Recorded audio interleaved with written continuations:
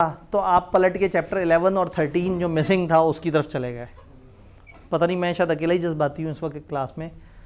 आप एक्साइटेड हो गए और आपने कहा चैप्टर 2 तो थोड़ा सा है, तो इसको फिर कभी पढ़ लेंगे, तो आपने वीकेंड पे नहीं पढ़ा। ठीक है जी, typical CA final school of thought. हाँ, आपने कहा ठीक है जी, ये वीकेंड जो है ना सर ने तो कुछ कराया नहीं था, अब वो मैं 2 के बहाने से ना आगे की बहुत सारी बातें भी कर रहा था। तो खैर हमारी ग्रेड में चैप्टर 3 की बड़ी इंपॉर्टेंस है। आई कैप को बड़ा पसंद है और इतना पसंद है कि उन्होंने ये चैप्टर उठा के एमएफए में भी डाल दिए, तो वो बड़ा दुख होता है। कल मैंने उनको कराना ये चैप्टर, बंदा पता किसी तरह से ऐसी सिंकिंग बना ले कि वो बच्चे इकट्ठे बिठा ले और सबको जो है ना वो एक ही चीज़। खैर, कंपेटिटिव इन्वायरमेंट याद है हमने, इसमें चक्कर है, वो कहते हैं जो है ना ये ज़्यादा एनर्जी ना खा जाए कहीं। कंपेटिटिव इन्वायरमेंट याद है, एक्सटर्नल एनालिसिस आपने पेस्टल समझ लिया। उस बॉक्स के, वो बॉक्स याद है, एक बॉक्स था जिसके अंदर डिपार्टमेंट्स बने हुए थे बहुत सारे, जिसमें एक तरफ से इनपुट हो रहा था, एक तरफ से आउटपुट हो रहा था। आउटपुट थे गुड्स और सर्विसेज, और जो इनपुट था factors of production, land, labour, capital, entrepreneurship, ये आपने किया। दरमियान में चल रही थी प्रोसेसिंग और गुड्स या सर्विसेज में निकल रहे थे। फिर हम कहते हैं इस बॉक्स के इर्द गिर्द क्या है, उस बॉक्स के इर्द गिर्द थी इन्वायरमेंट, गवर्नमेंट थी, रूल्स थे, लोग थे, जज्बात थे, एहसासात थे, पूरा का पूरा पेस्टल था। हमने उसके ऊपर बड़ी थॉरो डिस्कशन की और देन फिर हमने उसी में किसी मुल्क की इन्वायरमेंट को समझते हुए पोर्टर डायमंड भी समझने की कोशिश कर ली थी। कहानी एक स्टेप आगे जाती है। अब आपकी बाहर की इन्वायरमेंट में कंपेटिटर्स बहुत इंपॉर्टेंट है। आपने अपने कंपेटिटर्स को समझना है। मेरा एक सवाल ये है कि आपने अपने कंपेटिटर्स को क्यों समझना है, क्यों समझना है, क्यों समझना है? ये मैंने बंद किया करना है कि सर एक तो इंडस्ट्री स्पेसिफिक जिस पे आप एंटर हो रहे हैं उसको पढ़ना, स्टडी करना कंपेटिटिव पॉइंट ऑफ व्यू से बहुत ज़्यादा ज़रूरी है कि वो किसको टारगेट कर रहा है। अपने कंपेटिटर को स्टडी करना बड़ा ज़रूरी है ताकि आप देखें कि वो किस तरह के लोगों को टारगेट कर रहा है, किस लेवल की उसके पास स्किल्स हैं, ठीक है, किस लेवल के उसके पास लोग हैं, किस तरह की वो प्रोडक्ट्स बना रहा है, उसमें आपके लिए अपॉर्चुनिटीज़ क्या हैं, थ्रेट्स क्या हैं। इन्होंने कहा अपने कंपेटिटर को समझें कि उसके पास क्या स्किल है, उसके पास लोग कैसे हैं, उसके पास मशीन कैसी है, वो किस तरह की चीज़ किन को बेच रहा है, कैसे बेच रहा है, किन हालात में बेच रहा है, आप उसके पास क्या गैप है जो आप पूरा कर सकते हैं, क्या अपॉर्चुनिटी है आपको, उससे क्या थ्रेट है। अपने कंपेटिटर को समझेंगे तो आप एक अच्छा बिजनेस कर सकेंगे। बिल्कुल, ऑब्वियसली जहाँ पे वो वीक है वो आपके लिए अपॉर्चुनिटी, जहाँ वो वीक है वो हमारे लिए अपॉर्चुनिटी है, जहाँ वो स्ट्रांग है हमें ये समझ आ जाएगा कि ये एक थ्रेट है, और दूसरा दिस इज़ द एरिया जिस पे हमें अपने आप को इम्प्रूव करने की ज़रूरत है। क्यों समझना है कंपेटिटर को? सर उसकी प्रोडक्ट्स देखनी है, उसकी कॉस्ट देखनी है, ताकि फिर हम अपनी प्रोडक्ट उसी तरह कॉस्ट डिफरेंशिएशन या प्रोडक्ट डिफरेंशिएशन, उसकी प्रोडक्ट, उसकी कॉस्ट देखेंगे तो हमें समझ आ जाएगा कि हम प्राइस पे खेल सकते हैं या क्वालिटी पे खेल सकते हैं। हम अपनी प्रोडक्ट को डिफरेंशिएटेड कर दें या अपने पैसे को कम ज़्यादा कर दें। यही सर कि अगर हम कम्युनिटी को देखें या पब्लिक को देखें तो देखने डिमांड किस चीज़ की ज़्यादा है, डिमांड किस चीज़ की ज़्यादा है, वो कंपेटिटर हमारा किस चीज़ को ज़्यादा, वो मोनोपोली को लेके चल रहा है, कम कंपेटिटर की क्या स्ट्रेटेजी है, उसकी स्ट्रेटेजी समझना ज़रूरी है। मोनोपोली की तरफ जा रहा है, वो सर्विस दे रहा है, कम पैसे चार्ज कर रहा है, ज़्यादा चार्ज कर रहा है, उसकी प्रोडक्ट की क्वालिटी अच्छी है या सिर्फ प्राइस अच्छी है। क्यों देखें कंपेटिटर को? अपने सर्वाइवल के लिए। हम जिस बिज़नेस में इसमें तब सर्वाइव करेंगे जब हम बेटर परफॉर्म करेंगे कंपेटिटर से। तो अगर मुझे पता ही नहीं कि मेरा कंपेटिटर कहाँ खड़ा हुआ है तो मैं तो बहुत अच्छी परफॉर्मेंस नहीं दे सकता। जी सर, कम्पीट कर रहे हैं तो आप एक ही जो कस्टमर बेस है ना उसको टारगेट कर रहे हैं दोनों जो है, तो उसमें प्रॉफिट मैक्सिमाइजेशन की तरफ और कस्टमर को किस तरह से कैप्चर करना है, कस्टमर को कैसे कैप्चर करना है ये अपने कंपेटिटर से सीखना होगा, और ज़रूरी नहीं कि जो वो कर रहा है हम भी वैसा करें, फिर तो हम उसके बराबर आ रहे हैं, हमने उससे बेहतर करना है। क्यों देखें कंपेटिटर को, मज़ीद क्यों देखें? खैर आपने तो इतने सारे पॉइंट ऑलरेडी बता दिए थे। हाँ जी, क्यों देखें जनरल? सर एक तो और पॉइंट ये भी है कि हमने कस्टमर के हिसाब से अपनी प्रोडक्ट बेहतर बनाने, जैसे आपने पॉइंट आपने हाईलाइट किया कि उससे बेहतर अपने आप को शो करना ताकि हमारी मार्केट में उसकी उसकी निस्बत हमारी वॉइस बेहतर हो। तो हमें कंपेटिटर को समझना बड़ा ज़रूरी है ताकि हम प्रोडक्ट की क्वालिटी, इमेज और इन सारी चीज़ों पे अच्छा काम कर सकें। हमें ये देखना है कि हमारे कंपेटिटर ने किस लेवल की स्किल्ड लेबर यूज़ की हुई है। हमारे कंप्यूटर ने लेबर कैसी इस्तेमाल की है, रिसोर्सेज कैसे हैं, क्या है, वो कैसे चलता है, वो चीज़ों को इम्प्रूव कैसे करता है, हम चीज़ों को कैसे इम्प्रूव कर सकते हैं। बहुत सारी चीज़ें ऐसी हैं जिसमें हमें सीखने का मौका मिलेगा। मार्केट पेनिट्रेशन के लिए भी उसको स्टडी करना बड़ा ज़रूरी है। मार्केट पेनिट्रेशन के लिए भी स्टडी करना ज़रूरी है कि हम मार्केट में कितना आगे तक जा सकते हैं, मार्केट में हम किस तरह से कम प्राइस से अपने आप को इन कर सकते हैं। कभी आप कम प्राइस से इन करते हैं, कभी क्वालिटी से इन करते हैं, तो ये तो बहस तो हमारी चलती रहेगी, क्वालिटी और प्राइस। अब देखते हैं किताब हमें कह रही है कंपेटिटिव इन्वायरमेंट को समझाते हुए वो सिर्फ कंपेटिटर की बात ही नहीं करेंगे, वो फिर पूरी इंडस्ट्री की बात करेंगे। आप कौन सी इंडस्ट्री में, उसमें क्या क्या सेगमेंट्स हैं, आप कौन से सेगमेंट को टारगेट कर रहे हैं। तो बहुत मज़ेदार चैप्टर है। सबसे पहले कंपेटिटर्स और मार्केट की बात करते हैं। मार्केट इज़ अ प्लेस जहाँ बाइंग और सेलिंग हो रही है, सिंपल है। यानी अगर मैं कहूँ ये सीए कॉलेज की मार्केट है तो मैं गलत नहीं कह रहा। मतलब ये एक ऐसी सड़क है जिस पे सीए के कॉलेजेस हैं, वो एक प्रोडक्ट बेच रहे हैं और लोग वो प्रोडक्ट खरीद रहे हैं, तो ये सीए की मार्केट है। कहीं खाने की मार्केट है, कहीं किसी और तरह से। तो मार्केट एक प्लेस है जहाँ पे बाइंग एंड सेलिंग हो रही है। मार्केट को आप प्रोडक्ट के हिसाब से भी वो कर सकते हैं कि कपड़े की मार्केट है, बैंकिंग की मार्केट है, ट्रैवल की मार्केट है, छुट्टियों की मार्केट है, एंटरटेनमेंट की मार्केट है। आप इसको प्रोडक्ट या सर्विस से भी कैटेगराइज कर सकते हैं, इसको कस्टमर के हिसाब से भी कर सकते हैं। यंग बच्चों की मार्केट है, ये अधेड़ उम्र की मार्केट है, ये ऐसी मार्केट है जिसमें बड़े आते हैं, ये फीमेल्स आती हैं, इस तरह से करके जोग्राफिकल एरिया से भी कह सकते हैं। आप कह सकते हैं मिडिल ईस्ट की मार्केट है, नॉर्थ अमेरिका की मार्केट है, जनूबी पंजाब की मार्केट है। तो आप रीजन के हिसाब से भी मार्केट को डिफाइन कर सकते हैं, आप प्रोडक्ट या सर्विस के हिसाब से भी डिफाइन कर सकते हैं। आप मार्केट को कस्टमर या पोटेंशियल कस्टमर के हिसाब से, मतलब फॉर एग्जांपल वापडा वाले कहेंगे कि ये घरेलू सार्फिन है, ये इंडस्ट्रियल का सार्फिन है, ये कमर्शियल मीटर वाले हैं, ये सादा मीटर वाले हैं, उनके लिए ये है।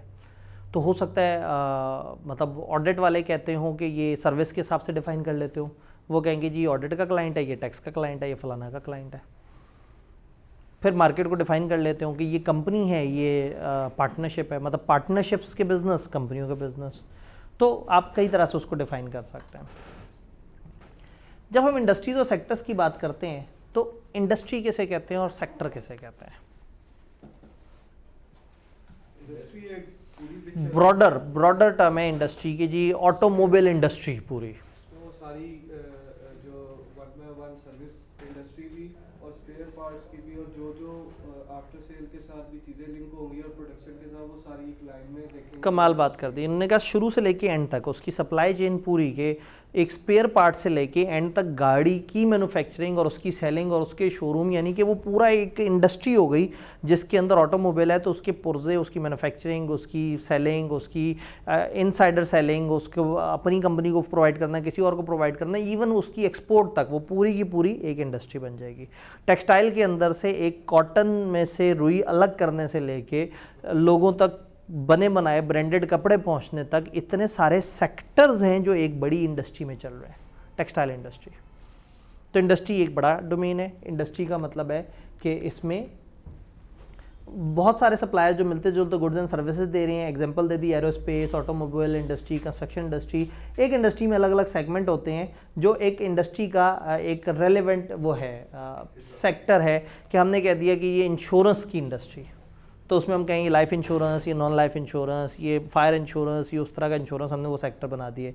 बैंकिंग एक बड़ा नाम है, फिर हम उसमें कहें इंपोर्ट एक्सपोर्ट से रिलेटेड सेक्टर जो है, जनरल बैंकिंग का जो सेक्टर है जिसमें आपकी जो अकाउंट्स और ये वो सादे कैश वगैरह बिल शिल जमा होना, तो आप उसमें सेक्टर डिफाइन कर देते हैं। एजुकेशन इंडस्ट्री है, उसके अंदर जी CSS पढ़ाने वाला एक सेक्टर है, CA पढ़ाने वाले सेक्टर। तो एक इंडस्ट्री बड़ा नाम है और इंडस्ट्री के अंदर होते हैं अलग अलग सेक्टर्स।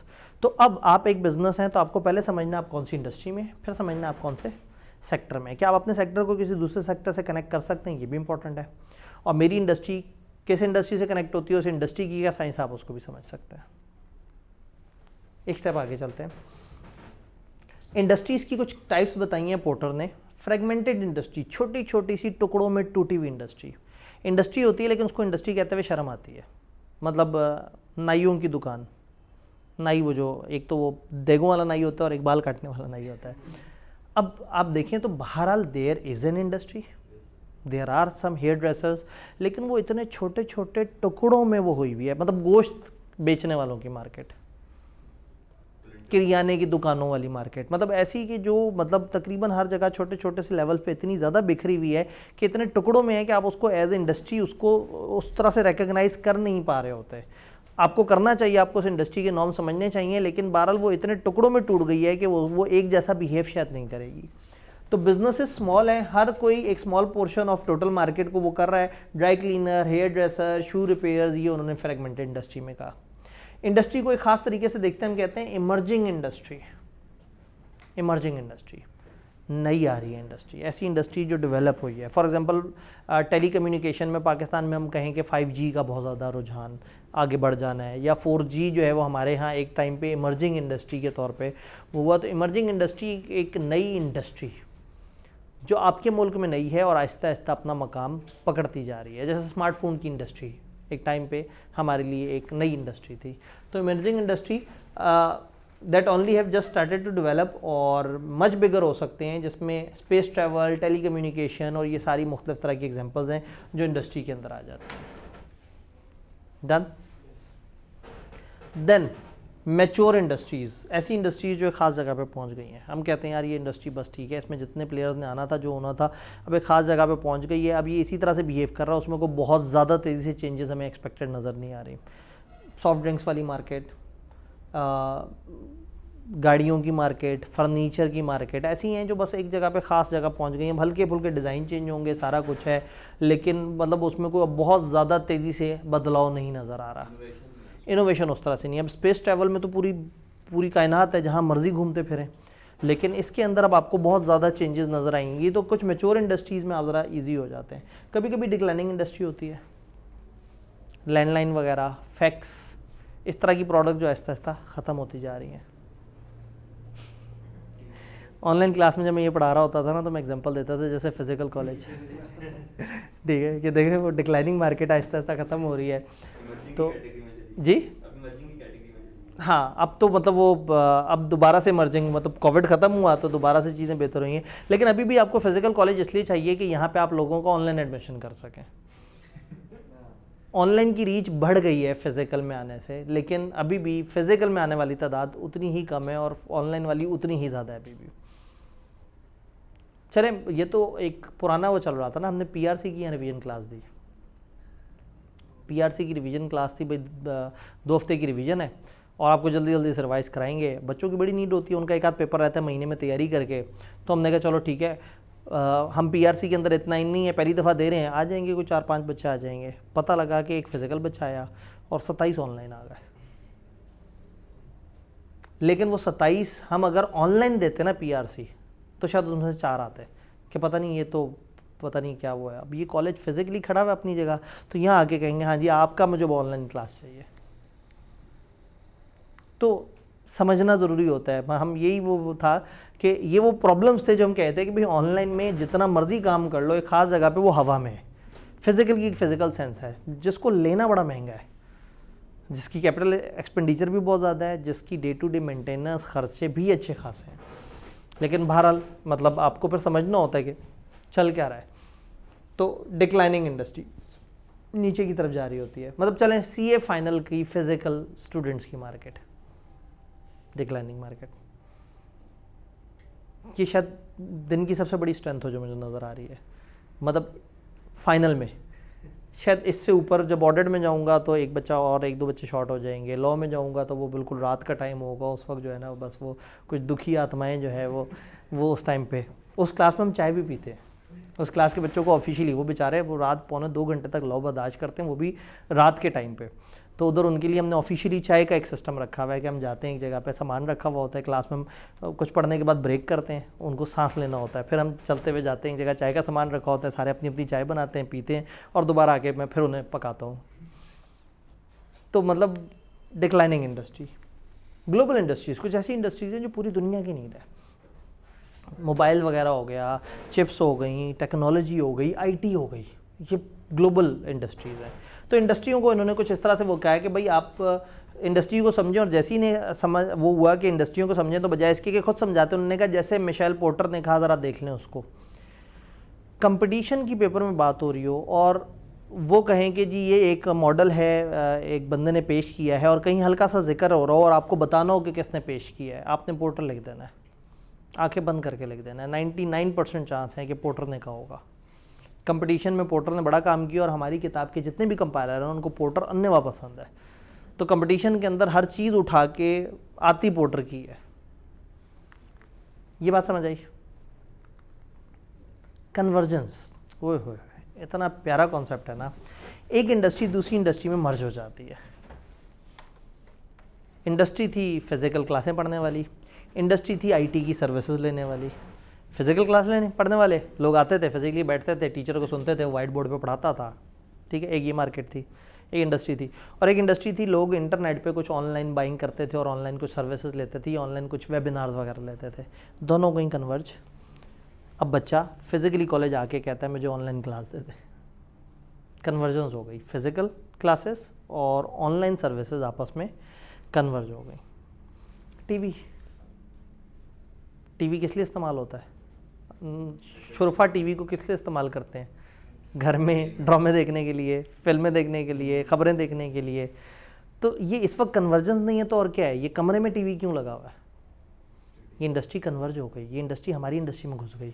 हमारी इंडस्ट्री में डिवाइसेस आना शुरू हो गई, प्रोजेक्टर्स आना शुरू हो गए, हाई रेजोल्यूशन चीज़ें आना शुरू हो गई। तो अब मतलब उस कमरे में हम जब प्रोजेक्टर पे क्लास कर रहे थे इतना साफ इमेज था, उस पर कोई डायग्राम होती तो मैं तो आधी लाइटें बंद करके दिखानी पड़ती है कि हाँ भाई ये डायग्राम है, ये इस तरह की दिख रही है।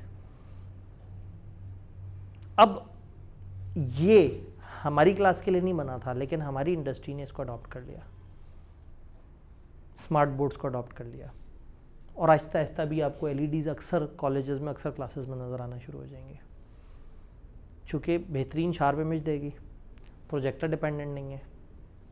और कैमरे की रिकॉर्डिंग के साथ जब ये चल रहा होता है तो वो इमेज भी डार्क हो जाता है। और फिर दूर बैठे बच्चों को जो नज़र आने का मसला और वो सारा कुछ है, इसकी पिक्सल डेंसिटी बहुत बेहतर होती है प्रोजेक्टर की निस्बत।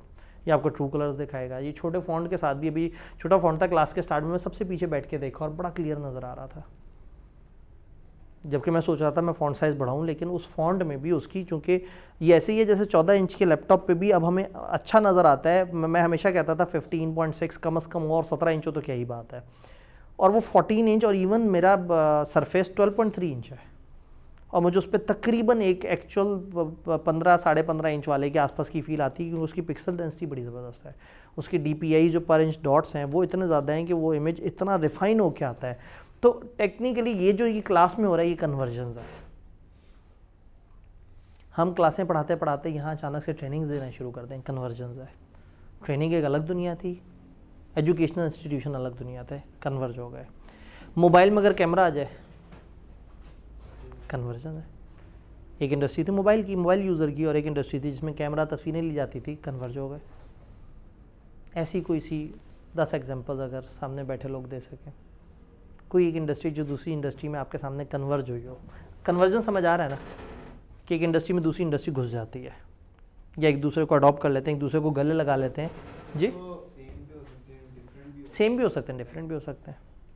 PTCL की smart device, PTCL smart device. अब टेलीफोन वाली कंपनी जो है वो 2 जगह पे घुस गई। 2 अलग अलग एग्जांपल्स हैं। एक ये कि उन्होंने ईवो इंटरनेट देना शुरू कर दिया, वो एक अलग इंटरनेट की अलग इंडस्ट्री थी, और फ़ोन जो मेन लाइन है उसकी अलग वो थी, वो वाईफाई में भी आ गए, वो भी देना शुरू कर दिया।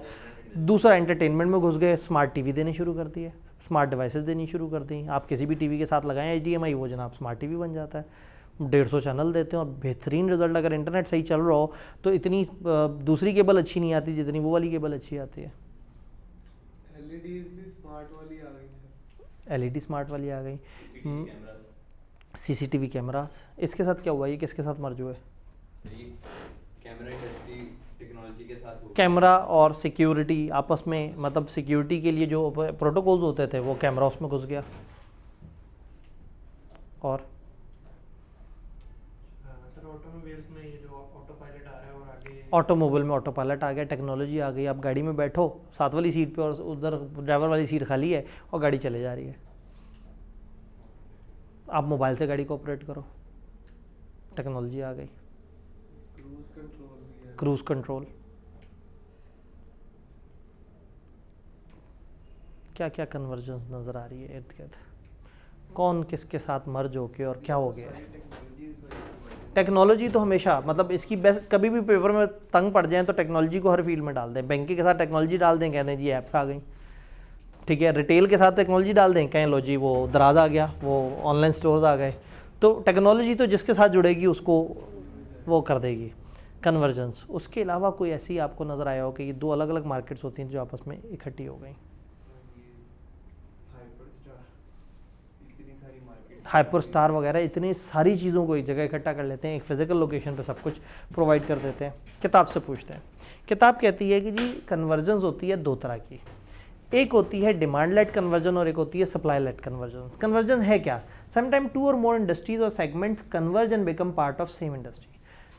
सेगमेंट्स या इंडस्ट्रीज कन्वर्ज होती हैं और वो एक इंडस्ट्री का हिस्सा बन जाती हैं। इसका एक मेजर इम्पैक्ट हो सकता है, ये डिमांड लेड भी हो सकता है और सप्लाई लेड भी हो सकता है। डिमांड लेड का मतलब है कस्टमर मांगते हैं, सप्लाई लेड का मतलब है हम ऐसा करते हैं। मैंने क्लास में एलईडी लगाई और मैं पढ़ाना शुरू हो गया, बच्चे पढ़ के जाएंगे, वो दूसरे कॉलेज से कहेंगे कि जी वो आपके प्रोजेक्टर मसला होता है, वो आपने नहीं देखा एसबीआई में बड़ी बड़ी स्क्रीनें लगी हुई हैं, वो बड़ा चौकस माहौल है, वो तो जनाब आप ऐसा किया करें, देखें वो हमें कंपेटिटर हैं, वो आगे निकल के फिर क्या होगा।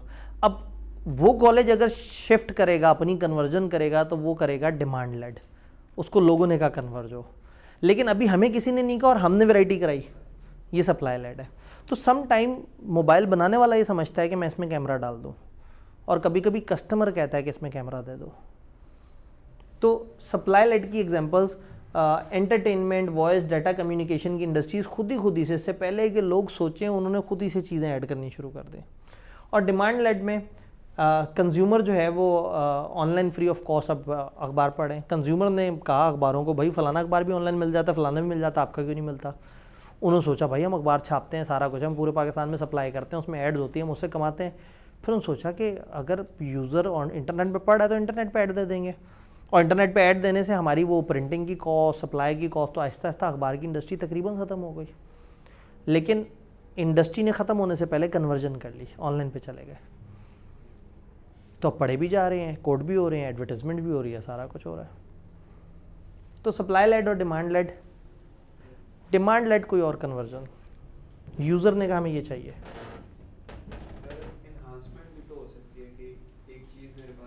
ठीक है, उसको फर्दर इसमें कोई और एम्बेड होना चाहिए, एक चीज़ जो कम क्वांटिटी में आता है वो ज़्यादा हो जाए, जैसे मोबाइल के अंदर कैपेसिटी, उसको बस अब इम्प्रूव ही करते जा रहे हैं। ऐसे ही है। यानी कि हो सकता है यूज़र कहे कि मेरे मोबाइल में जो है वो 1 टेरा की हार्ड होनी चाहिए, 1 टेरा का कुछ मेमोरी होनी चाहिए, कैमरा जो है वो 4 अलग अलग तरह का हो, अलग अलग तरह से वो करता हो, और फिर कोई ऐसा वो टेक्नोलॉजी हो गया थोड़ा सा आगे करके खुद ही से यूँ करके तस्वीर खींच रहा हो, सेल्फी खींचने के लिए भी इतनी दिक्कत ना करनी पड़े। कंज्यूमर तो कंज्यूमर है ना, वो तो मतलब वो पाई की दुकान पे जाके कहेगा निहारी क्यों नहीं मिल रही, तो बेचारों को निहारी भी रखनी पड़ेगी कि यार यहाँ पे अक्सर लोग आके कहते हैं निहारी क्यों नहीं है। तो डिमांड लेड कन्वर्जन इज के जो कंज्यूमर की तरफ से ऑरिजिनेटिव नीड, बाद में बिजनेस ने सोचा, और सप्लाई लेड इज के आपने खुद ही से, मतलब कैमरा किसी ने कहा नहीं था मोबाइल में, इन्होंने खुद से दे दिया, लेकिन जब दे दिया तो कैमरा वाले रो रहे हैं, ख़त्म हो गई इंडस्ट्रियाँ। वो बड़ी बड़ी वो होती थी कंपनियाँ, बड़े ज़बरदस्त सेटअप होते थे, बड़ा वो अब ख़त्म हो गई हैं, और ये कुछ पिछले 15-20 साल में उड़ गए हैं, सब कुछ मार्केट से साफ़ हो गए।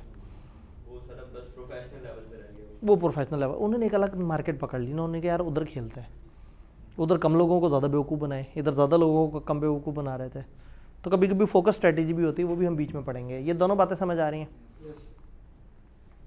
स्ट्रेटेजिक ग्रुप्स, आप क्या करते हैं जब आप अपने कंपेटिटर्स को देख रहे हैं ना, तो फिर आप बजाय इसके कि हर कंपेटिटर को इंडिविजुअली देखें, आप ग्रुप्स बना लेते हैं। फॉर एग्जांपल आप कहते हैं कि जी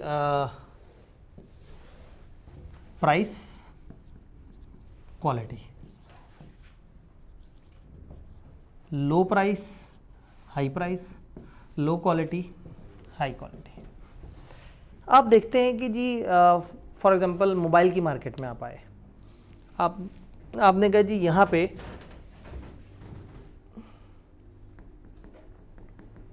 दो कंपनी हैं जो इस कैटेगरी में आ जाती हैं, एप्पल और सैमसंग के ख़ास लेवल से ऊपर के मोबाइल, कीमत भी हाई है, क्वालिटी भी हाई है।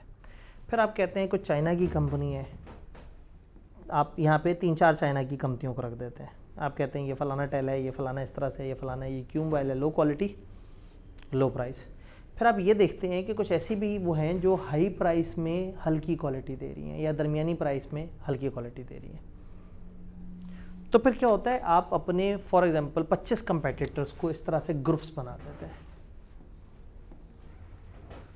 तो ये 25 कंपेटिटर्स नहीं है, ये 4 अलग ग्रुप्स हैं। फॉर एग्जांपल कोई मीडिया के अंदर आएगा, वो कहेगा अच्छा जियो और एयरवाई यूं कर रहे हैं, दिन फलाना फलाना और फलाना यूं कर रहा है, ये जो ये वाले चैनल हैं 3 ये शुगल मुगल में लगे हुए हैं, ये 5 स्पोर्ट्स के लिए हैं। तो आप क्या करते हैं, आप उस मिलते जुलते सबको इकट्ठा करके एक ग्रुप बना देते हैं उसका। फिर आप देखते हैं कि स्पेस कहाँ है, स्ट्रेटेजिक स्पेस कहाँ है। दिस कैन हैपन कि कुछ कॉलेज हैं महंगे पैसे लेंगे, महंगी अच्छी क्वालिटी की सर्विस देंगे, कुछ कॉलेज हैं कम पैसे लेंगे, हल्की क्वालिटी, कुछ कॉलेज हैं पैसे दरमियाने लेंगे, क्वालिटी हल्की देंगे। तो मुझे कुछ अरसे पहले नज़र आया कि यहाँ पे बहुत ज़्यादा ह्यूज गैप है। कोई ऐसा नहीं है जो कम पैसों में अच्छी सर्विस देने के लिए तैयार हो, क्योंकि हर कोई कहता है ज़्यादा सर्विस का मतलब ज़्यादा कॉस्ट। तो अगर कोई बिज़नेस यहाँ आ गया ना जो कम कॉस्ट लोगों को चार्ज करे और दे उनको प्रीमियम सर्विस, तो वो इससे बड़ा ग्रुप बन जाएगा। सेम गोज़ हियर, मतलब हम ऑनलाइन में 6000 स्टूडेंट्स तक पहुँच गए कैफ की मार्केट में, बहुत बड़ी मार्केट नहीं है। किसी फिजिकल कॉलेज में बहुत बड़ी तादाद का मतलब होता है 2000 पेपर्स। पाकिस्तान का जो सबसे बड़ा कॉलेज है जिसमें सबसे ज़्यादा बच्चे पढ़ रहे हैं वो 4200 पेपर और कभी कभी 4500, सीजनल वेरिएशन। पता है कौन सा है? स्कैन शेरशाह, कैफ का पाकिस्तान में सबसे ज़्यादा स्ट्रेंथ पढ़ाने वाला कॉलेज। उसके बाद जो सेकंड हाईएस्ट है वो 2000 से 3000 के दरमियान रेंज कर रहे होते हैं। नहीं मतलब अब फिज़िकल में ये टोटल मैं आपको स्ट्रेंथ बता रहा हूँ ना।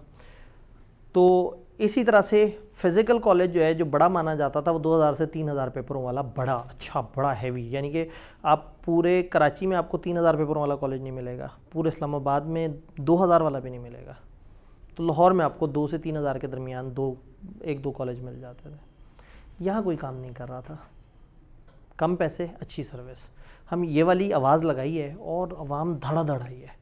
दिस वॉज स्पेस, गैप था, कोई दिल बड़ा नहीं कर रहा था कि ठीक है भाई हमारा खर्चा होता है। अब वो ऑनलाइन कॉलेज कहते थे हमारा खर्चा है फलाना फलाना, हम वो सारे खर्चे करते थे लेकिन प्राइस नीचे रखते थे। हमें वो गैप मिल गई, हम मार्केट में पेनिट्रेट कर गए। तो आप क्या करते हैं, आप ग्रुप में बना लेते हैं, अच्छा जी फलाना फलाना ऐसे कर रहा है, अच्छा जी पैक और स्कैन अबू बकर कैंपस यूँ चल रहा है, अच्छे पैसे अच्छी सर्विस, फलाना इस तरह से कर रहा है। अब ज़ाहिर है इधर मैं नाम ले दूंगा तो मुनासिब नहीं होगा, ठीक है, इधर तो प्रीमियम क्वालिटी प्रीमियम प्राइस थी तो नाम दे दिया, ठीक है, फलाना इस तरह से करा फलाना इस तरह से करा। यहाँ एक गैप है, इस गैप में जो आएगा वो फिल कर लेगा। तो स्ट्रेटेजिक ग्रुप समझ आया कि आप क्या करते हैं कि आप गाड़ियों में आएंगे तो आप कहेंगे अच्छा टोयोटा होंडा ऐसे कर रहे हैं, वो क्या चंगान और फलाना इस तरह से कर रहे हैं, सुजुकी और फलाना किया इस तरह से कर रहे हैं। तो यहाँ एक गैप है कि ये इस तरह से कोई नहीं कर रहा। जैसे होंडाई ने पिछला 1 साल होंडाई के नाम था, सन 2022 होंडाई ने पागल कर दिया सबको। यहाँ पे होता ये था कि आप पैसे दो, 4 महीने बाद डिलीवरी मिलेगी, सारा कुछ है। उन्होंने आधा साल 15 दिनों में डिलीवरी दी और कुछ को तो तकरीबन अगले दिन डिलीवरी दी है। आपको अचानक से सड़कों पे लांट्रा, सोनाटा, ये क्या कहते हैं टुसॉन, अन्य वहाँ नज़र आने शुरू हो गई, जस्ट बिकॉज कि वो इस जगह वो उन्होंने गैप देखा ना, उन्होंने कहा वो क्या कर रहे हैं, वो क्या कर रहे हैं, वो क्या कर रहे हैं, अच्छा हम क्या करें। उन्होंने जनाब वो सिर्फ डिलीवरी को वो किया, कीमतें प्रीमियम थी। मतलब एलांट्रा जो है वो लोगों की नज़र में करोला से ऊपर की गाड़ी नहीं थी, प्राइस भी करीब करीब की थी, बल्कि उन्होंने प्राइस कुछ केसेस में उससे ज़्यादा रखी लेकिन डिलीवरी टाइम से दे दी और अच्छे फीचर्स दे दिए, उधर आ गए। चूँकि उन्होंने देखा कि करोला वगैरह हल्के फीचर दे रहे हैं और महंगे चार्ज कर रहे हैं। अगेन मैं कॉलेज की एग्जांपल तो नहीं दे सकता, लेकिन अब करोला यहाँ कहीं है या यहाँ कहीं है, ज़्यादा पैसे ले रहे हैं और फीचर नहीं दे रहे। मतलब फॉर्च्यूनर तक में वो फीचर नहीं है जो इधर एलांट्रा में मौजूद है। वो 2.25 करोड़ की गाड़ी है, ये अब 60 लाख की ये हो गई है। वैसे भी कंज्यूमर का एक परसेप्शन होता है प्राइस का और क्वालिटी का, कि जो चीज़ लो प्राइस होती है वो समझते हैं कि वो लो क्वालिटी। ये एग्जैक्टली अब इस वजह से लोग ये वाला रिस्क नहीं लेते, रुल जाते हैं कि जब वो प्राइस को कम करेंगे ना, लोग कहेंगे हल्की चीज़ है। लेकिन हमें आज ये मिलता था कि हमारे वो टीचर्स जो कॉलेजों में पढ़ा रहे होते थे वो इस प्राइस पे पढ़ा रहे होते थे। तो ऐसा नहीं है कि मतलब लोग कहते हैं जी टीचर हल्के हैं, टीचर तो वही हैं जो महंगे में पढ़ा रहे हैं। हमारे पास आओ, हम सस्ते में पढ़वा देंगे नहीं टीचर से। कैसे पढ़वाएंगे वो हमारा मसला है, हम अपना मार्जिन कम कर देंगे, हम ज़ीरो पे चले जाएंगे, हम ज़ीरो के आसपास रहेंगे, लेकिन हम बच्चे को अच्छी सर्विस दे देंगे। बेसिकली जैसे भाई ने कहा पेनिट्रेशन, हमने पेनिट्रेट किया। सर इसमें भी एक जगह पे जाके प्रॉफिट अपनी स्पीड पोजीशन पे आ जाता है, लेकिन वो एक टॉलरेंस होता है कि आप अगर वो टॉलरेट किया जाए तो ही ऐसे ही है, आपको शुरू में कुर्बानी देनी पड़ती है और अल्टीमेटली आप लॉन्गर रन में अच्छा सर्वाइव कर जाते हैं। जब आप देखें 6000 बच्चा आ गया, एक बच्चे पे 500 रुपये भी अगर प्रॉफिट कमाना शुरू कर दें हम, तो कितना बनता है? 30 लाख। और 500 प्रॉफिट वंस एक दफ़ा चीज़ें सेट हो जाएं और आप अपनी कॉस्ट को कंट्रोल, अच्छा वो प्रॉफिट कमाने के लिए आपको 500 प्राइस बढ़ाने की ज़रूरत नहीं है, आप अपनी कॉस्ट की इकोनॉमीज़ में आ जाएं। जब 6000 बच्चा है, जब पोर्टल पे 2000 बच्चा होता है तो उस वक्त जो हमारी कॉस्ट लगती है उससे 3 गुना नहीं लगेगी जब 6000 बच्चा हो जाएगा। एफिशिएंसी आ जाएगी, पर यूनिट कॉस्ट कम हो जाएगी। तो अल्टीमेटली जब वॉल्यूम जिसके हाथ में ना, गेम उसके पास है। लाइक अगर हम पाकिस्तान और लाहौर में मैं कहूँ तो पहले सेवर था, वो इस्लामाबाद में फेमस था, ऐसे ही उसने लोगों को पागल किया हुआ जस्ट एक एक्स्ट्रा राइस के नाम ऐसे देखिए ना, बात ये है कि उन्होंने प्राइस मुनासिब दी, क्वालिटी ये लोग डरते हैं इससे कंपनी का नाम ख़राब होता है, इमेज डाउन हो जाता है। सर लेकिन कंज्यूमर प्रेफर यही करता है। अब ये भी समझना ज़रूरी है कि आपकी पॉपुलेशन क्या है, आप क्या एलीट क्लास को टारगेट कर रहे हो। मैं ओ लेवल ए लेवल में ये कभी भी स्ट्रेटेजी नहीं रखूँगा। मैं 2010 में हमने ए लेवल उस फीस में पढ़ाया है जिस फीस में आज हम सीए फाइनल नहीं पढ़ा रहे। वो क्लास और है, वो कैटेगरी और है, उनको नीड नहीं है, उनके पास खुला पैसा है। तो ये भी समझना बड़ा ज़रूरी है कि आपकी जो टारगेट पॉपुलेशन है वो कहाँ है, वो कौन कौन से जोन में, उनको हमने किस तरह से लेके चलना है। तो टारगेट मार्केट को भी समझना बड़ा ज़रूरी है। स्ट्रेटजी ग्रुप्स को थोड़ा सा इंग्लिश देखते हैं इसकी। नंबर ऑफ एंटिटीज़ जो सेम इंडस्ट्री में सिमिलर स्ट्रेटजीज़ के साथ चल रही हैं। एक सेम स्ट्रेटजी ग्रुप की एंटिटी सबको हम एक सिंगल कंपेटिटर काउंट कर सकते हैं, बजाय इसके कि आप 15 कंपेटिटर्स की बात करें, आप 4 ग्रुप्स की बात कर लें। वो वाला ग्रुप, वो ग्रुप, उनको ऐसे कर लेंगे, ऐसे कर लेंगे, ये स्ट्रेटजी यूँ करेंगे। तो आप रादर हर कंपेटिटर को इंडिविजुअली देखें, आप ग्रुप्स के तौर पे देखते हैं। जब एक इंडस्ट्री में कंपेटिटर्स ही बड़े 3-4 हों, अब उसमें फर्दर ग्रुपिंग नहीं करनी चाहिए। ये ग्रुपिंग तब है जब आपके कंपेटिटर ज़रा ज़्यादा हैं और आप उनको ऑन द बेसिस ऑफ मिलती जुलती स्ट्रेटजीज उनको इकट्ठा कर लेंगे। हाँ भाई, ये 2 तो इस तरह के इनकी गर्दन में सरिया आया हुआ है, ये 3 इस तरह के हैं जो अचानक से लचक का मुजाहरा कर देते हैं, ये 2 ऐसे हैं। फॉर एग्जाम्पल, अब मुझे पूरी स्ट्रेटेजिक पोजीशन क्लियर है, मुझे पता है मैं हैंड्स ऑन कोर्सेज अगर सस्ते में दूंगा ना, सिर्फ एक कॉलेज कम्पीट करेगा, बाकियों ने कहना हमने कम पैसे नहीं करने। लेकिन हमें पता है कि हम कम पैसों में अच्छी क्वालिटी देंगे, और टेंशन ये है कि हमारे पास बच्चा नहीं आएगा, वो दूसरे कॉलेज के पास चला जाएगा, क्योंकि वो बच्चे से कहेंगे पैसे दो, सर्टिफिकेट लो। हम पैसे और सर्टिफिकेट के दरमियान में कहेंगे नहीं, हमने तुम्हें ट्रेन करना है, क्योंकि हमारा एक पर्पज़ ये है कि हम अपनी कम्युनिटी की डेवलपमेंट भी करें। तो अब वहाँ पे हम बिजनेस ग्राउंड में मार खा जाएंगे, एथिकल ग्राउंड में नहीं मार खाई, लेकिन बिजनेस की नज़र में हमने नुकसान किया। उन्होंने ये गैप देख लिया, उन्होंने कहा ज़्यादा पैसे लेके ज़्यादा अच्छी सर्विस भी दे रहे हैं, कोई कम पैसे लेके ज़्यादा अच्छी सर्विस फॉर एग्जांपल हम देने के बारे में सोच रहे हैं। तो उन्होंने सोचा अच्छा, और कुछ लोग ज़्यादा पैसे लेके अच्छी सर्विस भी नहीं दे रहे हैं, तो उन्होंने काम करते हैं सर्विस देते ही नहीं और पैसे कम कर लेते हैं या दरमियान में कर लेते हैं। मतलब हम एक ज़माने में PCSE 2 सब पे कंपलसरी होता था।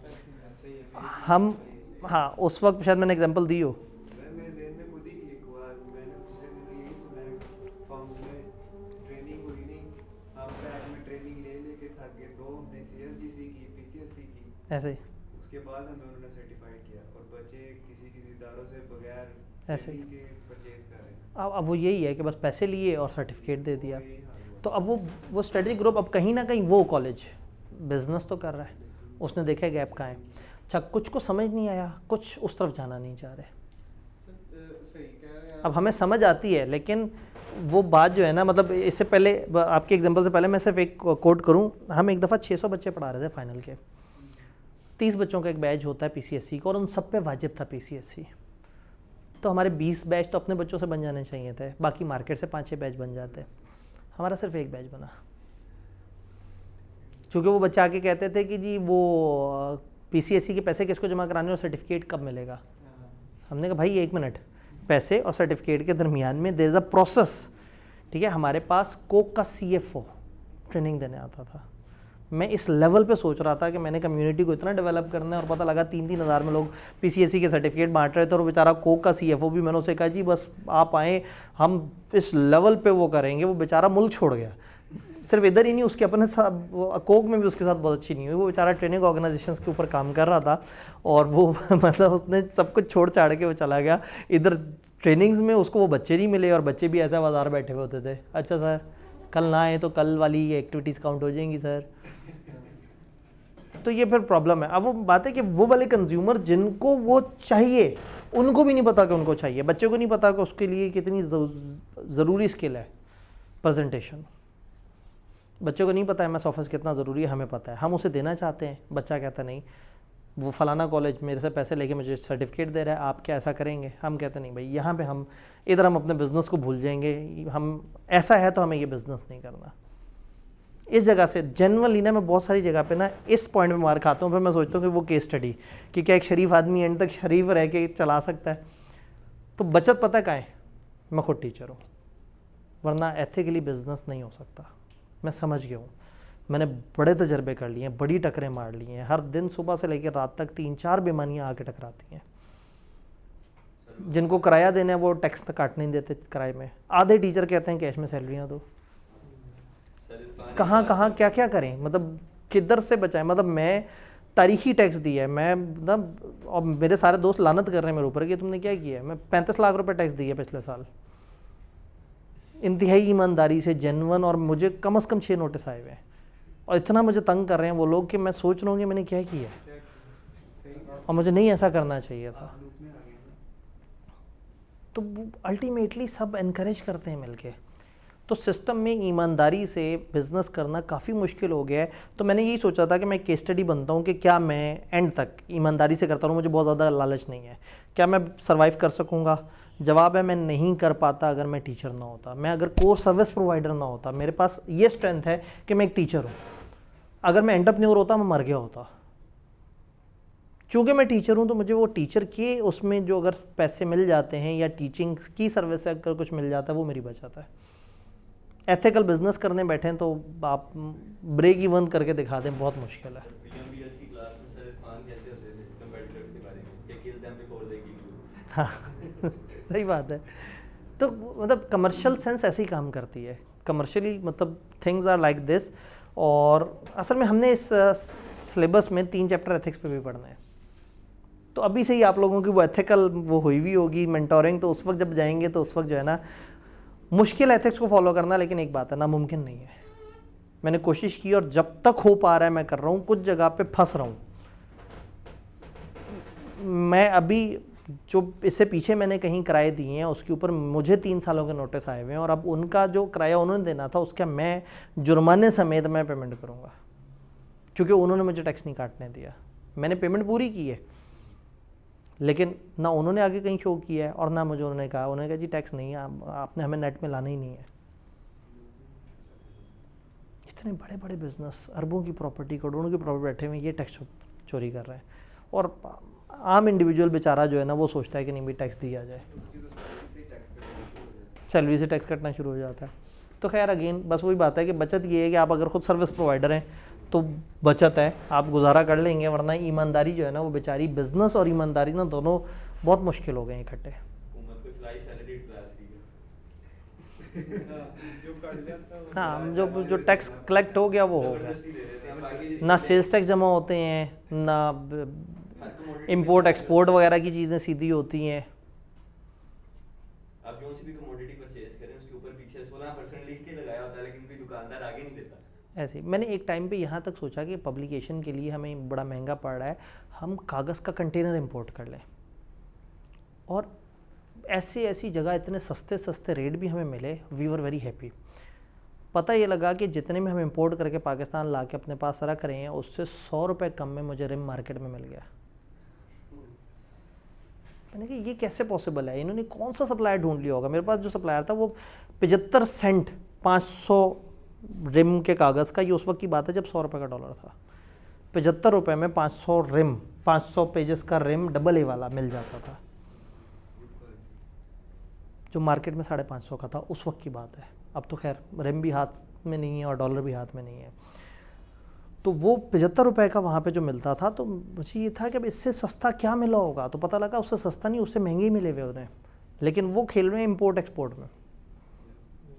वो डिक्लेयर कर रहे हैं कि ये रद्दी है, वो डिक्लेयर कर रहे हैं कुरान है एग्जाम्प्ट, इनवॉइसिंग भी होती है। ठीक है, अंडर इनवॉइसिंग और वो सारा कुछ करके, तो मैं कभी भी नहीं कम्पीट कर सकता एथिकली। पर ये तो फिर लीगल तरीके हो गए, आप टैक्स फर्म से जाके उनसे वैसे कोई डील कर लो, 10 लाख टैक्स है उसमें 25,000 लेके छोड़ दो।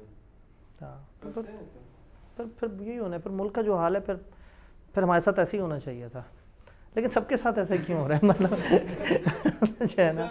डिपार्टमेंट में सर लोग भी तो ऐसे ही बैठे होते हैं ना, उसका ऑडिटर जो है वो बेचारा मास्टर भी नहीं है, और जो ACDC है वो CSS करके 3-4 माह की ट्रेनिंग लेके आके सीट पे बैठ जाता है, उसको ना टैक्स निकलवाना आता है, ऐसे कुछ करना आता है। अब मैं तो टैक्स प्रैक्टिशनर जाके मशवरा देते हैं, आप लोग ही जाके ना उन्हें कहते हैं भाईजान इंज कर लो, इंज इन्ना तवाड़ा इन्ना साडा गल मुकाओ। मैं सर अक्सर एक बात कहता हूँ, अगर गवर्नमेंट अगर अफोर्ड कर सकती है, तो ये टैक्स के जो बड़े बड़े वकील हैं या पावे हैं या जो चार्टर्ड अकाउंटेंट्स जो फर्म चला रहे हैं, इनको मदऊ करें, ये ACDC वाला ख़त्म करते हैं। मसला यहाँ पे कॉस्ट का आ जाता है ना, उसको देते हैं 60-70 हज़ार का स्टार्टिंग, चार्टर्ड अकाउंटेंट जाना उसने लाखों में मांगा, लेकिन या मांगने या सिस्टम से निकाल लेना, इनकी रेवेन्यू डबल कर देंगे वो, लेकिन इस तरफ ध्यान नहीं है, उनको भी बोला ठीक है। तो लाइव है ना चार्टर्ड अकाउंटेंट अभी। चलें जी, स्ट्रेटेजिक ग्रुप हमें समझ आया, स्ट्रेटेजिक स्पेस भी आपको समझ आ गया। जब इंडस्ट्रीज़ की उनको आप अलग अलग उसमें प्लेस करेंगे तो कहीं ना कहीं आपको स्ट्रेटेजिक स्पेस नज़र आ जाएगी। प्रोडक्ट डिफरेंशिएशन एक कॉन्सेप्ट है जो कि मतलब वही मैं भी यही कहने ही वाला था कि ये अभी पढ़ेंगे तो फ़ायदा नहीं है, तो अचानक से मेरी अपनी स्लाइड पे कि ये चैप्टर 6 कि ये इधर किताब ने खाम खा इधर रख दिया है, अचानक से गुफ्तगू ही और तरफ चली जाती है। तो डिफरेंशिएशन पे हम लोग चैप्टर 6 में जाके बात करेंगे इंशाल्लाह। ये एक थोड़ा सा कहना चाहूँगा, ये बड़ा अच्छा आप करते हैं। वो पिछली क्लास में ये होता था, वो लाइन वाइज ही कंसेप्ट चल रहे थे, मैं कह रहा था कि यार अभी गाड़ी इधर जा रही थी, ये जाने से इधर को रिवर्स हमने किया, वो आईकेप ने वो छापे मारते हुए जो बिल्कुल सोचा ही नहीं वो। सर मैं कह रहा हूँ कि कुछ मिनट और भी वो उसी लाइन पे चल रहे ना कि अच्छा प्रोवाइड, क्योंकि बुक ने ऐसे रिकमेंड किया तो हम भी इसी लाइन पे चलते हैं, लेकिन स्टूडेंट जो है वो डिट्रैक्ट हो गए। चलें ठीक है, ये एक अच्छा फीडबैक था इन्होंने जो है ना, बस कोशिश यही है कि उसको थोड़ा सा मतलब लॉजिकली लिंक किया जाए। सेगमेंटेशन, एक ही मार्केट में भाई इंडस्ट्री थी, इंडस्ट्री में अलग अलग सेक्टर थे, आपने आइडेंटिफाई कर लिया, सारा कुछ हो गया, आपने स्ट्रेटेजिक ग्रुप बना लिए, स्ट्रेटेजिक स्पेस देख ली, सब कुछ समझ आ गया। सेगमेंटेशन, आप अपनी मार्केट को सेगमेंट कर सकते हैं। फॉर एग्जांपल हम ये कह सकते हैं कि हमारे पास जो आने वाले बच्चे हैं वो PRC के हो सकते हैं, कैफ के हो सकते हैं, CFAP के हो सकते हैं, वो हैंड्स ऑन कोर्सेज़ के हो सकते हैं, वो ट्रेनिंग्स के हो सकते हैं, वो सॉफ्ट स्किल्स के हो सकते हैं, वो पेपर के लोग हो सकते हैं। कपड़ा बेचने वाला सोचे कि उनके पास आने वाले बच्चे हो सकते हैं, बड़े हो सकते हैं, औरतें हो सकती हैं, बुज़ुर्ग हो सकते हैं। आप अपनी पॉपुलेशन को डिफरेंट हिस्सों में डिवाइड कर लेते हैं। क्यों?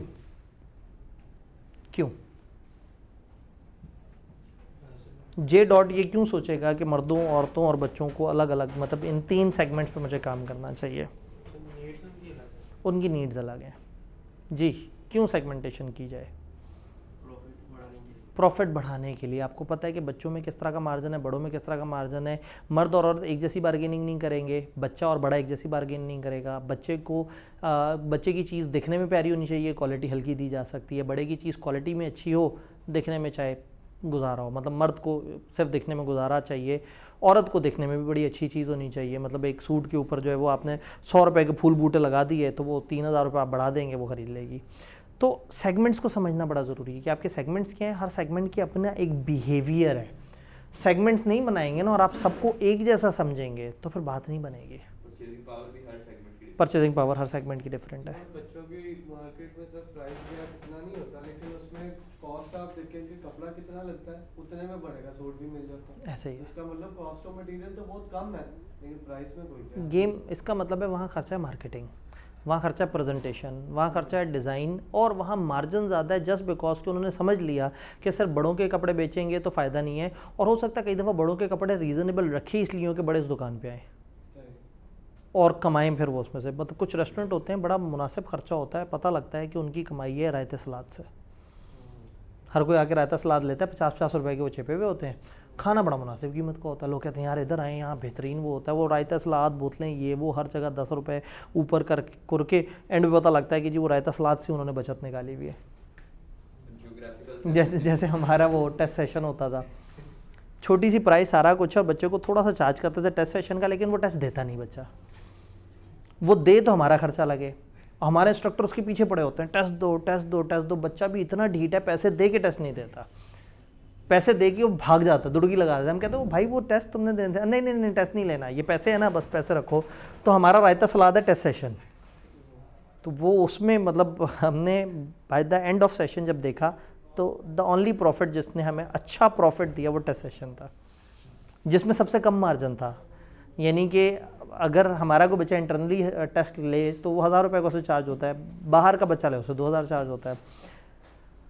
उस वक्त कैफ लेवल पे, अब सीफैप में तो चीज़ें और होती हैं, कैफ लेवल पे जो चेकर है उसको 125 रुपये एक टेस्ट चेक करने का मिलता था रेगुलर, और मिड टर्म अगर वो चेक कर रहा तो 250 रुपये उसे मिलता था, मॉक या मिड टर्म। हम 12 टेस्ट लेते थे जिसमें एक मॉक और एक मिड टर्म होता था, तो तकरीबन मॉक और मिड टर्म का 500 रुपया, और अगर 10 टेस्ट दे दिए तो 1250। तो 1750 इज़ द कॉस्ट जो कि डायरेक्ट कॉस्ट है, जो कि चेकर को मिलनी है। अभी निज़ाम की कॉस्ट अलग है, उसमें जो लोग इन्वॉल्व हैं, जो मैनेजमेंट है, जो उसकी अपलोडिंग डाउनलोडिंग वो सारा कुछ है। तो हो सकता है कि बच्चा अगर हमारा इंटरनल तो हमने उसको 1000 रुपये में टेस्ट सेशन दिया हो, और अगर बच्चे ने वाकई टेस्ट दे दिए तो हमारा 1750 तो लग जाना है। यानी हर एक्स्ट्रा बच्चे पे हमारा कंट्रीब्यूशन मार्जिन माइनस में था, और इस प्रोडक्ट में हमें सबसे ज़्यादा प्रॉफिट हो गया। बच्चों ने औसतन 2 टेस्ट दिए, 3 टेस्ट दिए, मतलब 1000 रुपये में भी वो 1000 रुपये पूरे नहीं कर सका। और हम मतलब तड़प रहे थे कि भाई मतलब करो तो सही। बच्चा कहता नहीं बस पैसे आ गए हैं ना, मैंने टेस्ट नहीं देना।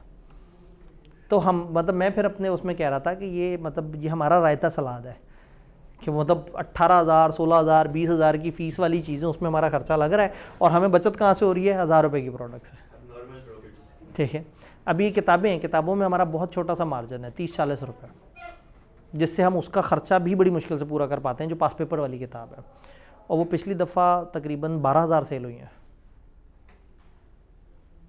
तो वो कभी कभी वॉल्यूम वो हमारा रायता सलाद वो है कि वो सारा कुछ साथ में वो करके, ऊपर से हमने इधर भी किताबें साथ देनी शुरू कर दी। और ये किताब हमें महंगी पड़ती है, पब्लिशर छापता है, जो हम खुद छाप रहे हैं उसमें हम कॉस्ट कट कर लेते हैं, इसमें तो मुझे फ्री नहीं मिलती किताब।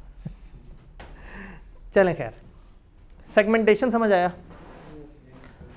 तो मुझे आप लोगों ने 5 अलग बिजनेस में 5 अलग अलग सेगमेंटेशन की एग्जांपल्स देनी है। स्टार्ट करते हैं आपसे। जियोग्राफिकल सेगमेंटेशन की या मॉल्स ने, जैसे पैकेजेस मॉल है, एम्पोरियम मॉल है, ठीक है, पैकेजेस ने टारगेट किया वहाँ डीएचए की क्लास को, उनकी परचेजिंग पावर ज़्यादा है। ठीक है, उन्होंने सेगमेंटेशन कर ली, उन्होंने कहा वहाँ पे जो है वो महंगे लोग हैं, सारा कुछ है, और वो कम हैं लेकिन वो पैसे ज़्यादा देंगे। तो वैसे भी जो ब्रांड्स आपको पैकेजेस में नज़र आते हैं वो एम्पोरियम में नहीं नज़र अक्सर ब्रांड्स ऐसे हैं जो सिर्फ आपको पैकेजेस में नज़र आते हैं, एम्पोरियम में नज़र भी आए तो शर्मिंदा शर्मिंदा सा फिर रहा होता है। और एम्पोरियम ने दरमियानी क्लास को टारगेट कर लिया, मतलब मिडल अपर, और पैकेजेस ने किया अपर क्लास को। कुछ ऐसे मॉल हैं जो इससे भी महंगे होते भी बड़े छोटे से हैं, लेकिन सबको पता होता है कि यहाँ जाना ही अमीरों ने, वहाँ गाड़ियाँ ही हर वक्त लेटेस्ट वाली आनी है। तो ठीक है, कोई बिजनेस जिसमें आपने सेगमेंटेशन देखी हो? मॉल में सर आप इस तरह से भी कह सकते हैं कि उसमें सिनेमाज भी आ गए हैं, मतलब यूटिलिटी वाली आइटम्स भी आ गई, कन्वर्जन्स हो गई ना, भी आ गई हैं। वो तो कन्वर्जन्स हो गई कि शॉपिंग मॉल और सिनेमा कन्वर्ज हो गए, खाने वाले और शॉपिंग ये कन्वर्ज हो गए, ये तो कन्वर्जन है। मैं कह रहा हूँ एक बिज़नेस जो एक ही इंडस्ट्री में है अपनी मार्केट में लोगों को कैसे स्ट्रेटिफाई कर सकता है। मैं चेंज करता हूँ, मैं प्रैक्टिकल एग्जांपल नहीं पूछता, मैं आपसे पूछता हूँ स्ट्रेटिफिकेशन या सेगमेंटेशन कैसे कैसे की जा सकती है, on the basis of what? जैसे उन्होंने कहा on the basis of classes, elite class और हल्की क्लास, जेंडर, एज, जेंडर के हिसाब से, एज के हिसाब से, कल्चर के साथ में, कल्चर के हिसाब से, क्वालिटी के हिसाब से, क्वालिटी की एक्सपेक्टेशन के हिसाब से, प्राइस के साथ में भी हो सकती है। प्राइस के हिसाब से।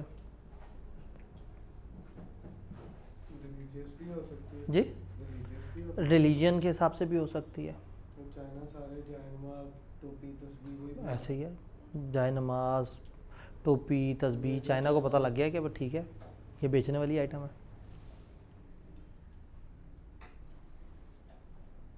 और कैसे कैसे स्ट्रेटिफिकेशन हो सकती है, सेगमेंटेशन। ट्रैवल इंडस्ट्री, ट्रैवल ये हॉलीडे जो वो है इंडस्ट्री पाकिस्तान में बहुत ज़्यादा नहीं है, आहिस्ता आहिस्ता थोड़ा सा ये कॉन्सेप्ट आ रहा है। बाहर के मुल्कों में अंग्रेज़ 10-11 महीने काम करता है, फिर 1 महीने की छुट्टी लेता है, फिर उसको निकलना होता है कहीं ना कहीं दूसरे मुल्कों में घूमना है, सारा कुछ है, तो हॉलीडे इंडस्ट्री वहाँ पे बहुत ज़्यादा है। पाकिस्तान में अगर हॉलीडे इंडस्ट्री है तो वो किस तरह से अपनी सेगमेंटेशन कर सकता है।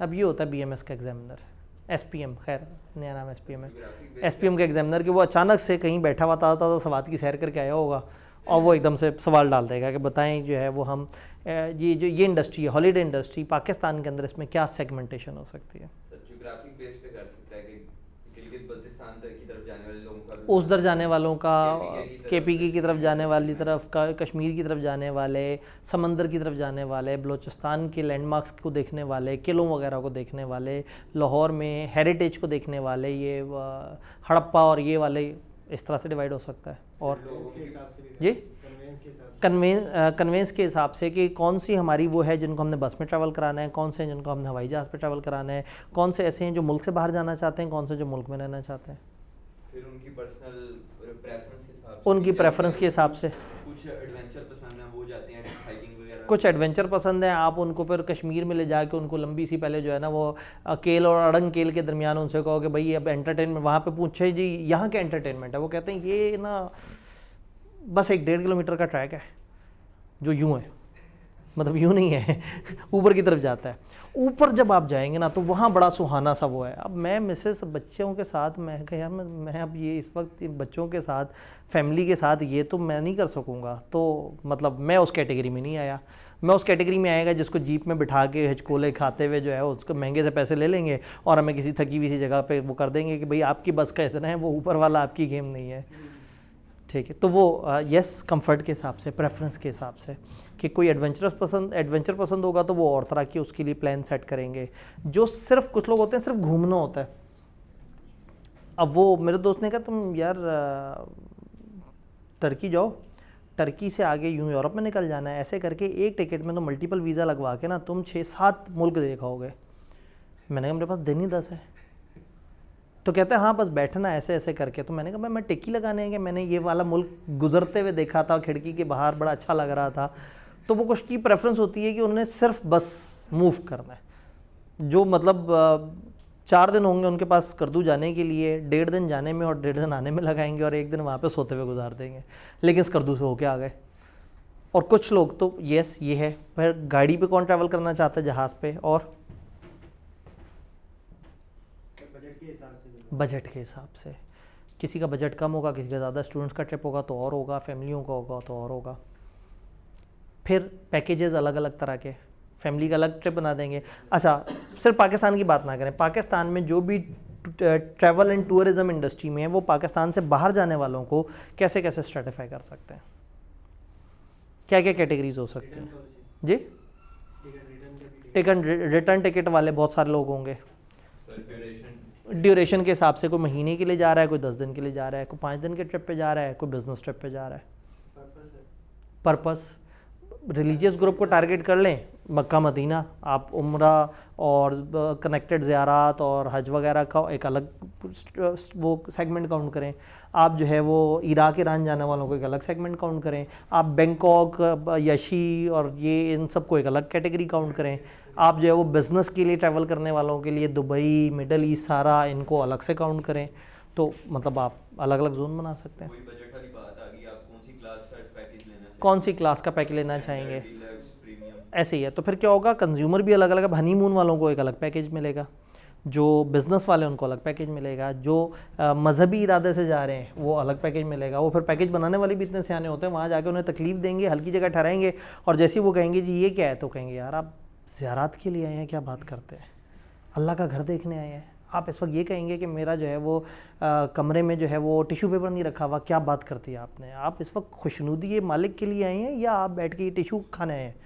मैं कहता वाकई मैंने गुनाह कर दिया, मैं तो जो है ना कुफर करने जा रहा था, मैं तो अल्लाह के घर देखने आया था, मुझे तो नहीं। तो वो वहाँ उस तरह से वो इमोशन से खेल जाएंगे कि ठीक है। और जो हनीमून पे गया होगा वो तो तड़प जाएगा, वो कहेगा जी मैं तो मतलब मेरे होटल में जनाब तकिया कंफर्टेबल नहीं था, आपने जो है ना मतलब ये क्या, वो कहेगा आपको तकिया कंफर्टेबल नहीं चाहिए था आपका और मसला है। तो वो मतलब अलग अलग तरह के लोगों को अलग अलग नीड से अलग अलग हिसाब से उनकी सेगमेंटेशन बनेगी। किताब से पूछते हैं, कहते हैं एक सेक्शन ऑफ टोटल मार्केट है जिसमें पोटेंशियल कस्टमर की यूनिक और आइडेंटिफाइबल कैरेक्टरिस्टिक्स हैं। मार्केट को आप डिवाइड करते हैं सेपरेट सेगमेंट्स में ताकि आप डिफरेंट प्रोडक्ट दे सकें। आप एक ही मार्केट के सारे लोगों को एक जैसी प्रोडक्ट बेचेंगे, बात नहीं बनेगी। वो बंदा आया जी, वो मैं आया हूँ जी, मैंने हनीमून पे जाना है, वो कहेंगे हाँ ठीक है इराक़ में आपको भेज देते हैं, वहाँ पे जो है ना आप मौला अली के रोज़े पे जाएं, और ज़ाहिर है जब आप इकट्ठे होंगे तो एक रूहानी माहौल भी बना हुआ होगा, दोनों जाएं वहाँ पे जो ज़ियारत करें, अतराफ़ में वो है, फिर वहाँ पे कब्रिस्तान है, वहाँ हज़रत नूह की कब्र है, आप वहाँ जाएं देखें क्या ज़बरदस्त रूहानी माहौल।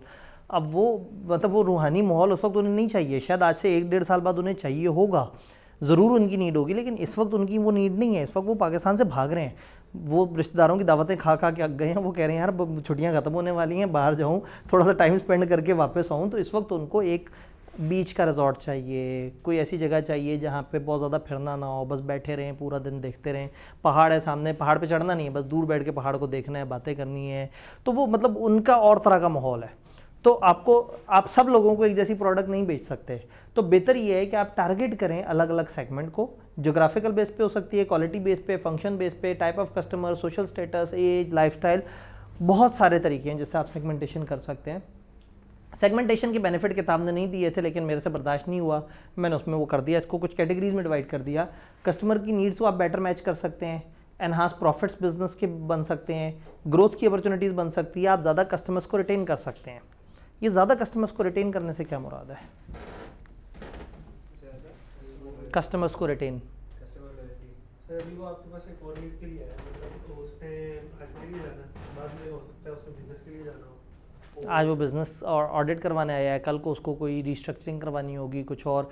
यही हनीमून वाला कपल, आप तो ज़ियारत भी कराते हैं, आज आप उनको हनीमून का अच्छा पैकेज देंगे, यार ये टूर ऑपरेटर बड़ा अच्छा था, अगली दफ़ा उसने मदीना जाना है वो आपसे रब्ता करेगा, हाँ जी आपका उधर का, आपके उधर का ही तो पैकेज है, वो तो आपके लिए हमने अलग से बनाया था, हमारा तो मेन काम ही है। तो वो उधर, तो जिसके पास ज़्यादा जगह होगी, जिसके पास ज़्यादा एवेन्यूज़ होंगे, उसका अपना कस्टमर उसी के पास गोल गोल घूमता रहेगा। जो बच्चों का भी स्कूल चलाता है और बड़ों का कॉलेज भी चलाता है और बहुत बड़ों की यूनिवर्सिटी भी चलाता है, वो तो उसको तो बच्चा बचपन से मिला, वो तो एंड तक यूनिवर्सिटी तक उसी के पास रहेगा। पंजाब ग्रुप नीचे से लेके ऊपर तक सबको बाइंड कर दिया अपने साथ। या आजकल पठान सेगमेंटेशन करते हैं, वो क्या? पठान के बाद बूट लेने चले जाए, वो कस्टमर को देख के बताएगा कि मैंने तुझे किस हिसाब का बूट लेना। वाह, तो वो ये है कि वो कुछ ऐसे बूट भी हैं जो उन्होंने छुपा के रखे होते हैं, स्पेशल कस्टमर्स को दिखाते हैं। वाह, ये देखें ना अभी, नहीं मिलता। हाँ, तो ये बड़ी मज़े की बात है कि आप सेगमेंट करते हैं तो आपको फिर पता लग जाता है कि व्हाट इज़ द एरिया जहाँ पे प्ले अराउंड किया जा सकता है। आप ज़्यादा बेहतर अरसे तक उनके साथ कनेक्टेड रह सकते हैं, आप उनको अलग अलग चीज़ दे सकते हैं। तो सेगमेंटेशन एक बड़ी मज़ेदार सी चीज़ है।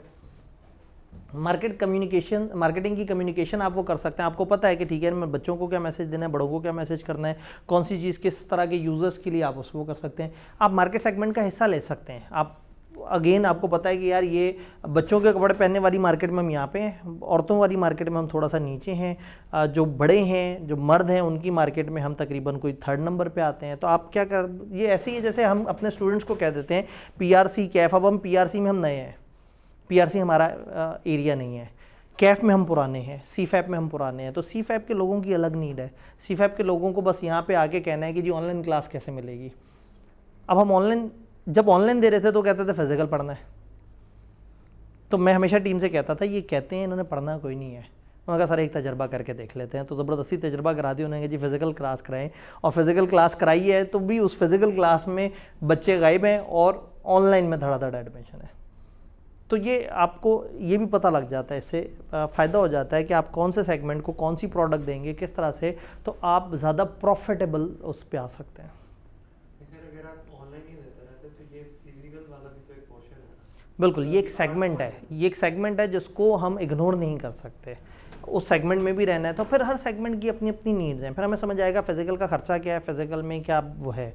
फिजिकल में हम बहुत ज़्यादा प्राइस भी कम नहीं कर सकते बहुत ज़्यादा खर्चों की वजह से, और कर दें अपनी स्ट्रैटेजी को जहन में रख के भी, और उसके बाद फिर उसमें वॉल्यूम उतना ना हो तो भी तकलीफ। मैं वही कह रहा हूँ ना, मेरी बचत है, मैं खुद टीचर हूँ, यहाँ कोई और टीचर खड़ा हुआ होता और वो कम बच्चों को भी पढ़ा रहा होता और मैं उसको एक अच्छी प्रीमियम अमाउंट दे रहा होता, तो मेरा दिल तो हर दिन जो है वो दुख रहा होता। अब अपने मतलब क्या खान क्या खाता है, अपना माल ठीक है जी, अपने हार दें ठीक है, हम तो मशीन है, शुरू हो जाएंगे तो चलते चले जाएंगे। तो खैर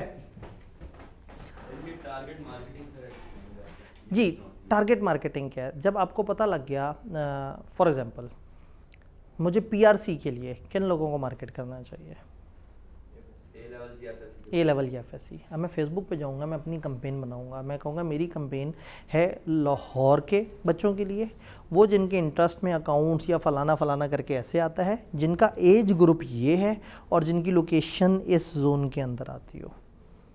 तो जब मुझे पता है कि मेरी एक वो, यानी कि मैं एक ऐसी कंपेन बनाऊं जो पीआरसी, कैफ, सीफैप सब पे चले, वो बेकार है, वो रेलिवेंट रिजल्ट्स ही नहीं जनरेट करेगी। तो मैं पीआरसी वाले बच्चों के लिए, एफएससी के बच्चों या ए लेवल के बच्चों के लिए एक कंपेन बना के और मैं टारगेट ही उन लोगों पे करवाऊंगा। अगर हमारे पास ख़वातीन की एक प्रोडक्ट है, फॉर एग्जांपल मतलब एक बिज़नेस है जो ख़वातीन के झुमके बेचता है, तो वो फेसबुक पे वो सिर्फ झुमकों के ऐड ख़वातीन को नज़र आएंगे। मतलब मुझे अपने फेसबुक पे कभी झुमकों के ऐड नज़र नहीं आए, लेकिन मेरी मैसेज को बहुत ज़्यादा नज़र आते होंगे। मुझे वो ऐड नज़र आए हैं जो चीज़ें मैं सर्च कर रहा होता हूँ, जो मुझे चाहिए होती है। मुझे लैपटॉप को बहुत ऐड नज़र आता है, मुझे डिवाइसेस के बहुत ऐड्स नज़र आते हैं। उनको पता है मेरी बाइंग पैटर्न और उस पर वो बिग डाटा उनके पास है, तो वो समझते हैं कि हाँ ये बंदा अक्सर टेक्नोलॉजी की चीज़ इंटरनेट से ख़रीदता है, बाकी चीज़ें नहीं ख़रीदता इंटरनेट से, टेक्नोलॉजी इंटरनेट से ख़रीदता है, तो मुझे चीज़ें ही वो दिख रही होती हैं। तो वो क्या होगा कि वो उस टारगेट करेंगे, वो अपनी मार्केटिंग को टारगेटेड करेंगे कि जिस तरह के लोगों को जो चीज़ चाहिए उनको उस तरह से टारगेट करेंगे। डन? तो मार्केट सेगमेंटेशन और स्ट्रेटेजिक स्पेस, क्या ये दोनों इकट्ठे चल सकते हैं? हाँ। जिस तरह से ये स्ट्रेटेजिक स्पेस मैंने निकाली थी प्राइस और क्वालिटी में, इसी तरह से स्ट्रेटेजिक स्पेस सेगमेंटेशन में भी तो हो सकती है कि ठीक है जी, वो फलाना कॉलेज वो इन लोगों को टारगेट कर रहा है, यहाँ गैप है, तो मतलब यंग एंड सिंगल इनको सेल हो रही है, यंग एंड मैरिड इनको सेल हो रही है, मैरिड यंग चिल्ड्रन, इस तरह से ये अलग अलग सेगमेंट बताए, तो पता ये लगा कि यहाँ पे जो मैरिड चिल्ड्रन लेफ्ट होम ये खाली है जगह, और सिंगल रिटायर्ड एंड ओल्डर ये जगह खाली है, इनको कोई टारगेट नहीं कर रहा।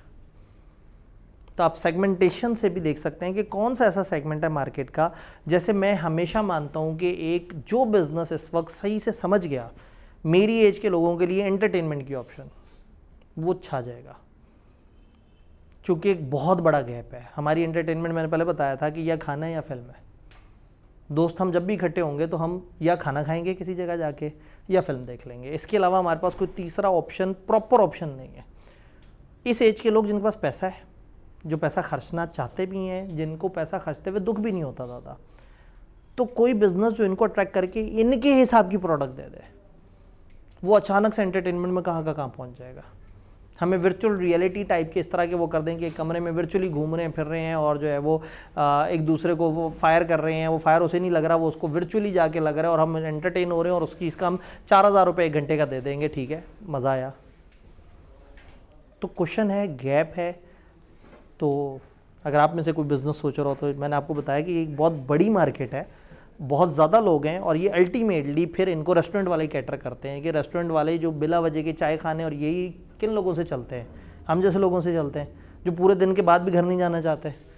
कहते नहीं ठीक है, हमने तो बिज़नेस पे बातें करनी है, हमने तो और बातें करनी है। वो बैठेंगे चाहे जनाब रात 3 बजे 4 बजे तक वहाँ पे देखें गाड़ियाँ ही गाड़ियाँ खड़ी हुई होती हैं, क्योंकि उनके पास और कुछ है नहीं, कोई एवेन्यू नहीं है सिवाय इसके कि एक जगह बैठें कुछ खाते खाते बात करें। सर उन्होंने एक ज्योग्राफिकल सेगमेंटेशन भी किया, मोस्टली चाय वाली के स्पोर्ट्स खुले ही वहाँ पे जहाँ पे स्टूडेंट ज़्यादा रहते हैं, हॉस्टल्स के आसपास। ऐसे ही है, हॉस्टल्स के आसपास, जौहर टाउन में आप वो हॉस्टल्स के करीब वो किया है, वो सारा गेम बन गई। 2-3 यूनिवर्सिटियाँ आसपास हैं, वहाँ पे वो आए हुए होते हैं, और पैसे उन्होंने देने नहीं है, पैसे तो वालिदैन के लगने हैं, तो जितनी मर्जी महंगी चाय हो, 450 रुपये की अगर चाय मिल रही हो, तो ये हॉस्टल्स या स्टूडेंट्स की जगह तो नहीं है, लेकिन वहाँ प्रोफेशनल्स कम और बच्चे ज़्यादा नज़र आते हैं। ये भी इंपॉर्टेंट है ना, कंज्यूमर कौन है, कस्टमर कौन है। तो खैर इससे पहले कि हम बहते चले जाएं, ये चैप्टर तो ऐसा है कि ये तो इसके मज़े ख़त्म ही नहीं होते। तो आज हम लोगों ने मार्केट सेगमेंटेशन तक पढ़ा, ठीक है। किताब में आप देख लें, आपको शायद 2-3 सफ़े में ये सारा मामला, जी 3 सफ़े। वो HR वाला जो जुल्म होता था ना, वो दोबारा अब नज़र नहीं आ रहा, वो तो शुरू होते थे तो ख़त्म ही नहीं होता था। तो ये चीज़ें हमने पढ़ी हैं। कल इंशाल्लाह ताला कोशिश करेंगे इस चैप्टर को ख़त्म करने की, जी नहीं कोशिश करेंगे, ख़त्म हो सकता ना कर पाए। 3 में 1 तो तस्वीर है, ठीक है जी। इंशाल्लाह मिलते हैं। मैं सिंबॉलिकली घूम के आ जाऊँ बाहर से।